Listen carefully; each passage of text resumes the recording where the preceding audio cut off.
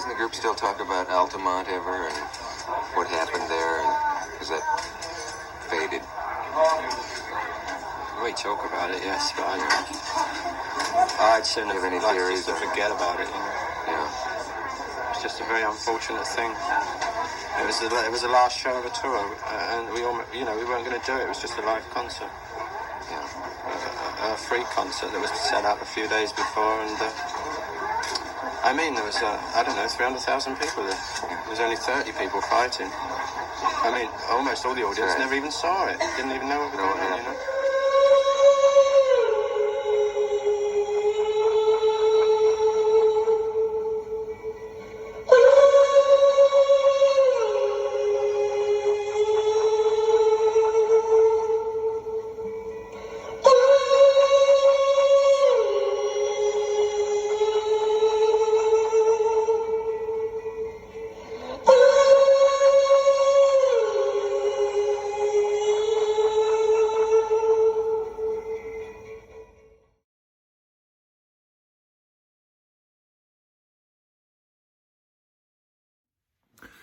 Hey everybody, how's it going? We are now on episode 14 of my Rolling Stones London album deep dive, and we have come to my favorite Rolling Stones album of all time, Let It Bleed. Now, Let It Bleed was released November 28th, 1969.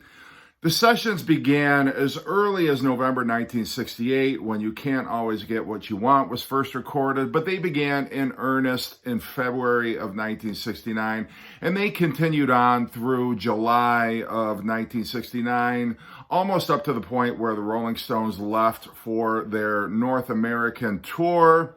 In the U.S., which began on November 7th. It began in Colorado State University. Ike and Tina Turner were the opening act, and it was a resounding success. But it was a much different atmosphere than the last time the Rolling Stones had gone on tour. Audiences had grown up. There was no longer the screaming, drowning out the music. But what you did have were a lot of stoned hippies in the audience. It was a much different atmosphere. Some people would say it was a darker, more violent atmosphere, especially as far as the Rolling Stones were concerned, which we will see how that played out towards the end of the year. But let's talk a little bit about the album. Now, Brian Jones, even though he passed away on July 3rd, he does contribute to 2 tracks. He plays percussion on Midnight Rambler, and he plays auto harp on You Got the Silver. So the ghost of Brian Jones is still hanging over this album. And his replacement, Mick Taylor, also only plays on 2 tracks. He plays slide guitar on Country Honk, and he plays electric guitar on Live With Me. But we've got some guest musicians as well. We've got Ry Cooder, who plays mandolin on Love in Vain. We've got Leon Russell, who is credited with piano and the horn arrangement on Live With Me. Nicky Hopkins, the ever-reliable Nicky Hopkins, one of the most favorite session musicians of the British bands. He plays piano on 4 tracks, and he plays organ on a 5th. And for the first time, we got a Keith Richards solo vocal. Now, of course, he had sang harmonies on a number of songs along with Mick, and he shared a bit of the lead vocal duties on Salt of the Earth. But for the first time, Keith Richards has a solo vocal, for better or worse, whether you like Keith Richards' vocal or not. The song that he sings on, by the way, is You Got the Silver, and there's actually a take where Mick Jagger sings the lead on it, but I'm kind of glad Keith sings on it in his own inimitable way. I think it lends a charm to that particular song. But the album was released on November 28th, 1969, at the end of the Stones' U.S. tour. And a lot of fans and the music press have been complaining about the ticket prices for the tour, which were actually $3 to $8. $8 being the most expensive, $3 being the cheapest. So I don't know how that equates to today's ticket prices, but it sounds pretty reasonable to me to see the freaking Rolling Stones. But anyway, people were complaining about it. And so the Stones felt obligated to give a free concert just to kind of court goodwill again with their fans. They didn't want to be seen as a band that was trying to rip people off. And so they started making plans for this concert. They talked to Grateful Dead and Jefferson Airplane about where would be a good venue. Originally, they were going to have the concert at Golden Gate Park. However, there was a San Francisco 49ers Chicago Bears football game there that apparently made it unfeasible. They were going to do it next at the Sears Point Raceway. That ended up falling through because the owner of the Parkway was trying to gouge the Rolling Stones for money. So Dick Carter, who apparently owned the Altamont Speedway, stepped up and said, "You can have it there." And since the Stones had no other venue in which to have this free concert and it was getting down to the wire, they said fine. Even though they didn't have plumbing or toilets, or, I mean, it was just not an ideal place to have a concert as it turned out. And one of the reasons being is that typically the Stones were used to playing concerts where they were on a riser and the fans were below the stage. But at Altamont, it sloped downwards, so the stage was actually at the bottom of a hill, and there was no barrier to keep the fans from jumping onto the stage and molesting the Rolling Stones.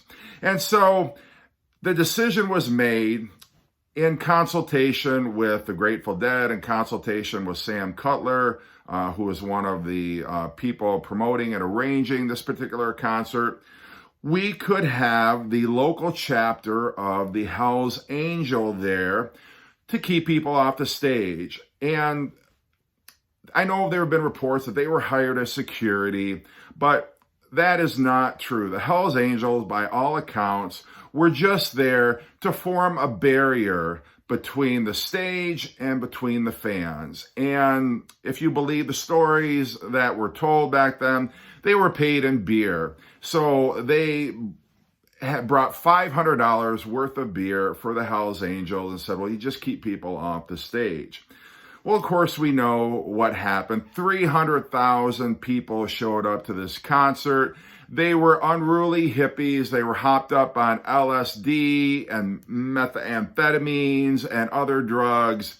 And it was just a lethal, toxic combination when you've got a full day worth of bands and you've got a bunch of Hell's Angels who had been drinking heavily throughout the course of the day.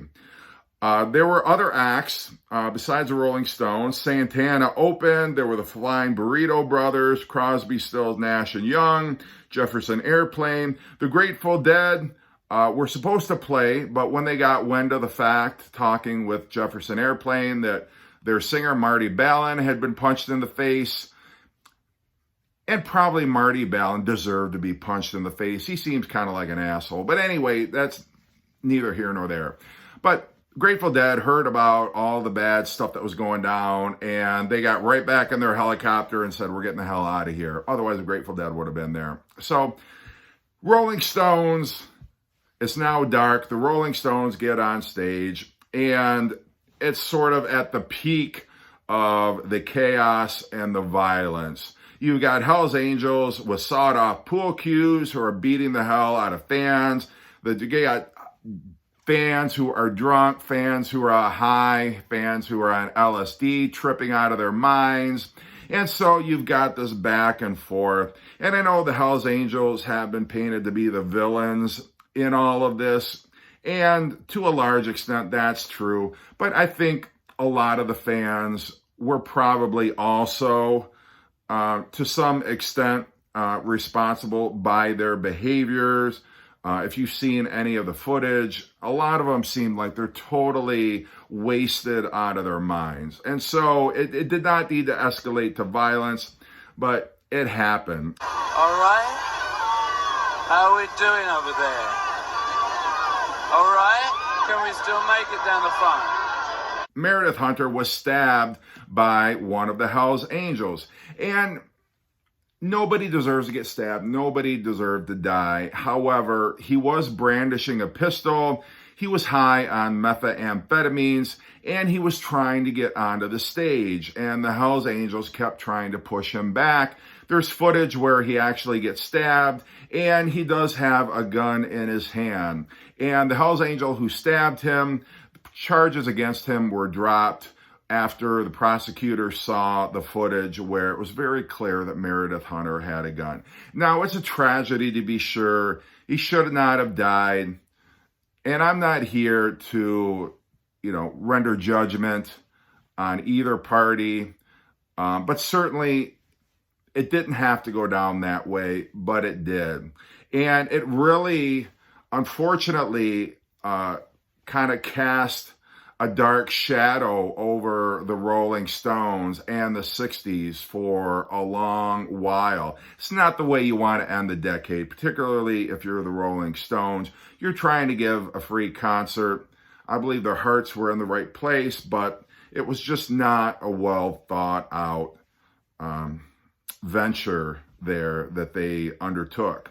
So anyway, that basically was Altamont, but I do want to say there are a couple of characters. If you've seen the Gimme Shelter film, Albert Maysles, the Maysles brother, were there. They were filming it, and they issued the documentary Gimme Shelter. There's a couple of characters there who kind of cracked me up. You got this girl here who's like, there's violence all around me, but I am digging the music, and she totally looks like she's down to party. And then you got this guy. I don't know. At first I thought, he's shaking his head at Jagger like, look at this mess that you've created. But then I'm not sure. Maybe he's just bobbing his head in time with the music. You got this guy who looks like the Incredible Hulk, about ready to rip off his shirt and turn green and start wreaking havoc. These characters have always just stuck with me when I've seen that movie. So anyway, I just had to put that out there. So anyway, let's talk about Let It Bleed, the album. And I haven't even showed the album cover yet. I just got so carried away. But this is the album cover. The album was originally going to be called Automatic Changer. And they commissioned, I forget who it was, somebody to make this sculpture, as it were, with the cake and the tire and the movie reel thing here and everything that's stacked upon. So the title Let It Bleed makes absolutely no sense in the context of this album cover. But the album title was apparently changed at the last minute for whatever reason. I don't know. But I remember when I was growing up and my dad would play this album, I would just stare at it thinking, how do they balance all that on top of this turntable spindle? It boggled my mind. And I loved the label on here, which would have been cool if that had been the actual label on the album. And then I love how it's just somebody's dug into the cake. It's all messed up here now. The sculpture's kind of been destroyed. There's a piece of pizza here. It was just a very cool cover to look at. The album titles are out of order here, but nonetheless, starts off with Gimme Shelter, one of the greatest anthems of the 60s. It was written by Keith Richards. Anita Pallenberg, his girlfriend at the time, and Mick Jagger were starring in a film together. I'm not sure if it was Performance. I think it might have been the movie Performance. I don't think it was Ned Kelly. But anyway, and he was convinced, because they had to do a love scene together, he was convinced that Mick Jagger was going to steal Anita Pallenberg away from him the same way he stole Anita Pallenberg away from Brian Jones. And so in his book, Life, he talks about the fact that when he's sitting there paranoid and worried that he's just lost his girlfriend to his best mate in the band, he wrote that song. Mick Jagger, I don't know that he contributed to the lyrics. I believe Keith wrote the entire song, if I'm not mistaken. And there is a version that exists with Keith Richards on vocals. But nonetheless, it sort of conveys that whole apocalyptic notion that the 60s were ending. You've got the Vietnam War. You've got violence. And hopefully, we've got faith that love will conquer all. Then you've got Robert Johnson, a Robert Johnson cover, the only cover on this album, Love in Vain. And this had been a song that was on a recently unearthed set of Robert Johnson recordings that people didn't know existed. And in the late 60s, it was uncovered. And so the Rolling Stones heard this song as part of that collection, and they got all excited, and they decided they wanted to cover it. But I love the song. It's one of their great acoustic blues tracks. I love Ry Cooder on mandolin. Just that ending is so perfect. And then you've got Country Honk, which a lot of people say is the weakest song on this album. You know, it's a countrified version of Honky Tonk Women, much in the same way Revolution #1 is kind of a mellow acoustic version of the song Revolution. And Keith Richards said, that's the way I wrote it. I wrote it as kind of, a country blues sort of a song. And then Mick Taylor heard it, and he developed the arrangement that was used on the single. But I don't mind it. And I know there's people, Aaron Muth Almer, who don't like the Stones' country, the way that the Stones do their country. I don't mind it. I happen to like it. I don't mind Mick Jagger's twang. I don't mind the fiddle. I don't mind the car horn honking. I think it's very charming. I love it. I love that it's a different take on that song. So I'm never going to say I hate that song. Then you've got Live With Me, which is sort of Son of Stray Cat Blues a little bit. It's got a nice bass line on it. You got Mick Taylor, on lead guitar there, which is very cool.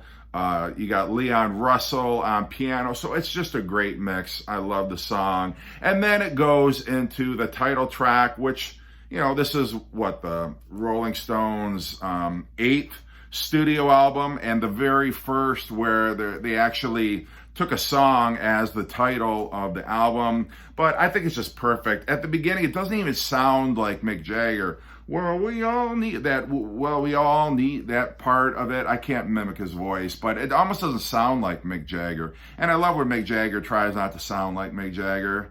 On here, it just sounds very cool. And it's sort of, this hippie, drugged out, let's have a good time song. And I've always loved it.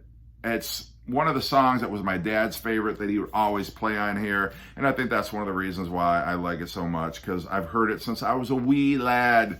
And it's always just been very affecting to me. I love every single part of it works. How it picks up, the drums pick up at the end, and the piano. I believe it's Nicky Hopkins. No, I'm sorry. It's Ian Stewart. Ian Stewart is on piano on Let It Bleed. But it all works perfectly for me. And then you've got the Rolling Stones going back to the Delta Blues for Midnight Rambler, one of those sort of seedy, sinister Rolling Stones songs about a murderer. I forget who I know it's based on a real life series of homicides, but it is just so cool. And I love how it stops in the middle. You've got the harmonica, the harp, the echo, just that gentle guitar strumming, and then you heard about the boss, and then it just sort of like picks back up, and then it goes full blown back into it with a chugging rhythm, and the tempo picks up. It's just so awesome. It's so much better than Going Home. I don't mind. This song could have gone on for like another 5 minutes and I would have been happy. But